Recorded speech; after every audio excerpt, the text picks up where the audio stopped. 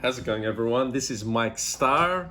I'm your host, and welcome to the show. Now, on today's episode of Doing Whatever I Want to Do, today I thought I'd like to talk to you and show you a closer look and a more in-depth, look at the movie, the original Time Machine.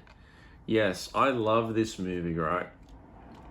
Now, I'll start by showing you the premium collection that I got from the UK. I'm pretty sure this is a HMV release, but that's what the front looks like. That's what the back looks like. That's what the side looks like. That's what the spine looks like.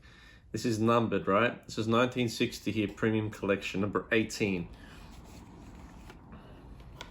And then it's pretty much the same on the front and back.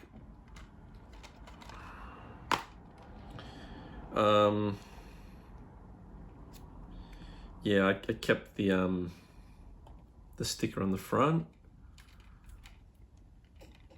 and just show you. This is the ultraviolet code, but we're not going to look at that. And then this here is, This here is the card, the promotional card from the Time Machine. That's a scene where Rod Taylor, the character, George Wells, he meets a Wiener, and Rod Taylor is actually an Australian actor who grew up around the Auburn area, and he went to, I think it was Parramatta High. Somewhere around there in Parramatta, which is around 25 minutes from where I live. He went to America. He made it big. He studied at a university, studied acting. They don't offer that anymore. And the university he went to is around 10 minutes from where I live, because I live closer to the city. And then here is the inside. Yep.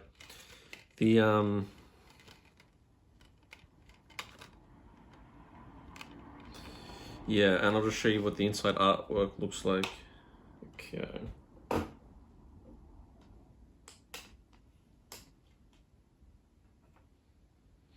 then this is the inside artwork, as you can see there.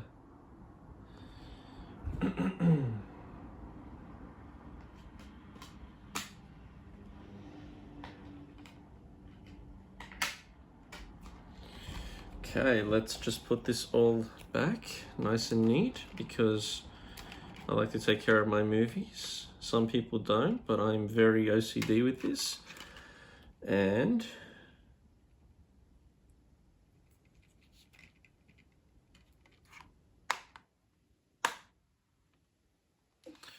then I'll tell you more about the movie itself. But yeah, special features include behind-the-scenes documentary, Time Machine, The Journey Back, hosted by Rod Taylor and featuring Alan Young and Whit Bissell, theatrical trailer. Okay, so the film was released by Warner Brothers Studios. The film was released during the year of 1960. The movie is an actual adaptation of a book, an older book, by H.G. Wells, who wrote a lot of other stories, like he wrote the Island of Dr. Moreau and so on and so on. But the film stars Rod Taylor, who's the main actor in the film. And the opening of the movie is a bunch of guys sitting in their house on New Year's Eve, snowing outside, and it's set during the early 1900s, and this mad scientist, Rod Taylor, is there around this table playing cards with his friends or drinking, and he tells the people there that he's got something to show them. So he goes out of the room, he comes back, and when he comes back with this little, you know, this little chair thing, probably no bigger than an iPhone. And he tells the people there that it's a time machine, right? That this is just the prototype. That the yeah.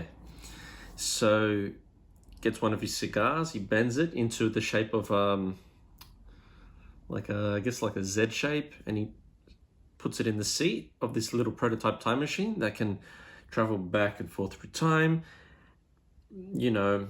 And the way you control this machine is with this long handle in front of the little chair, and you pull it forward, you push it forward, sorry, to go ahead in time, you pull it back to stop, and then so on and so on. That's how you, I guess, you know, put in the amount of time you want to go forward or back in time, etc.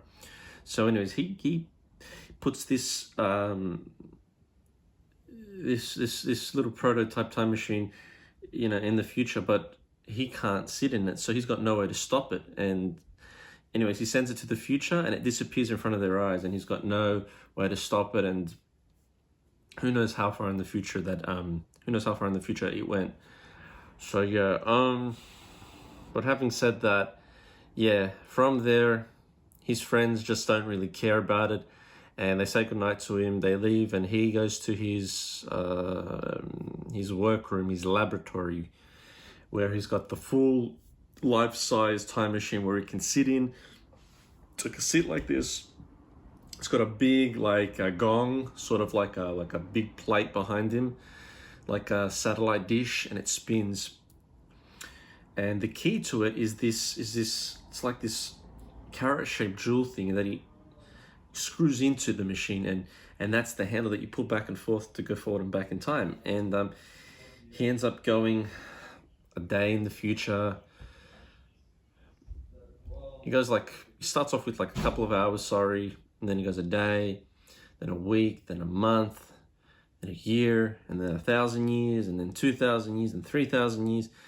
And he goes so far into the future, but in between that, he you know, it goes through the First World War, the Second World War, and it shows like little bits of it, you know. And then he goes so far into the future that in time, his position where his chair is changes, because where I'm sitting right now, in a million years ago, it could have been a mountain. So anyways, goes so far into the future, maybe 30,000 years into the future, 40,000 years, goes so far into the future that where he's sitting, you know, he falls off his chair, and it's, you know, in some field in the middle of nowhere, you know, and he gets out and he inspects where he's at, and, you know, he's there in the future, and he starts exploring. He goes through the woods. He finds this colony of people in the future that don't really talk, don't read books, and they're run by these creatures called the Murlocs, right? These they're like gorillas. They look like gorillas. They're Murlocs, right? And yeah, from there, yeah, he meets this woman named Weena. That's her name. And falls in love with her, gets to know her, and then he wants to take her back to the past with her, but his machine's gone. He finds out that, you know, it's been dragged into this nearby it's like it's like a shed. It's not like a shed, but it's like this big statue, and below the statue is this door, and it's all like, it's like a rock arch, and that's where these Morlocks live. They live underground, and he thinks there's no way that I can get in there, because the door, he tried to get in there before, and the door's like solid steel, and you know, he finds another way to get in there, which is through this deep hole with this ladder, and it's just crazy. And then from there, you know, final battle begins between Rod Sterling and these Morlocks, and it's just crazy film, way ahead of its time. And I just love the fact that it was all practical effects. It wasn't computer effects. You know, the way it was done, you know, it looks real, that like you're really there in the future. There are only two films like this that are so accurate with depicting just fantasy are Willy Wonka and the Time Machine. So yeah, but having said that, if you haven't seen this movie, it's definitely my favorite science fiction film of all time. So if you haven't seen it, definitely go out there and watch it, rent it. It's online somewhere, you know, download it, whatever. But I'm telling you, you will see no better science fiction film than this one. Absolutely not. Rod Taylor, rest in peace. He's a phenomenal actor. He was in The Birds. Alfred Hitchcock's The Birds. And he did a number of films. And he's part of the golden era of Hollywood actors. Like, he did a good job. And speaking of this movie, I'll probably watch it after this. I feel like I'm in the mood, you know? A mosquito. But yeah, the film, now we'll go into the post. Now we'll go behind the scenes of the film. The film was directed by George Powell. And yeah, screenplay by David Duncan. And yeah, music by Russell Garcia. Budget was $629,000 and it grossed $2.61 million. But yeah, let's see, anything else we can find out about this? 1993 sequel. In 1993, a combination sequel documentary short Time Machine, The Journey Back, directed by Clyde Lucas, was produced. In this third section, Michael J. Fox talks about his experience with... Okay, well, yeah. But yeah, having said that, I'm gonna end this video here. And yeah, this is the second last video I'll be making this year. I'll be making one more tomorrow. And then 2021, you know, I start a new chapter on this channel. And I'm not telling you all what it is yet, but I've got a lot planned for the future. I got a lot planned. So, peace.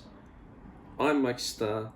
Comment down below and let me know your favorite science fiction film in the comments down below. As now I'm gonna chill out, have a whiskey, and call it a day. So, good night, ladies and gentlemen. I'm out of here.